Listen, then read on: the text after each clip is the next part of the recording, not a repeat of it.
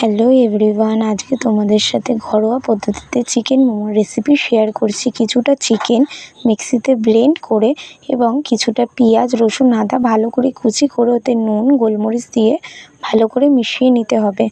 তারপর কিছুটা ময়দায় নুন এবং সাদা তেল দিয়ে ভালো করে ময়াম দিয়ে সেটা কিছুটা জল মিশিয়ে মেখে নিয়ে কিছুটা সাদা তেল ব্রাশ করে রাখতে হবে এবং সেগুলোকে বড় বড় লেচি করে সেগুলোকে বেলে নিয়ে ছোট ছোট একটা ঢাকনার সাহায্যে গোল করে নিতে হবে এবং সেগুলোর মধ্যে সেই চিকেনের পুরটা ভালো মতো ভরতে হবে।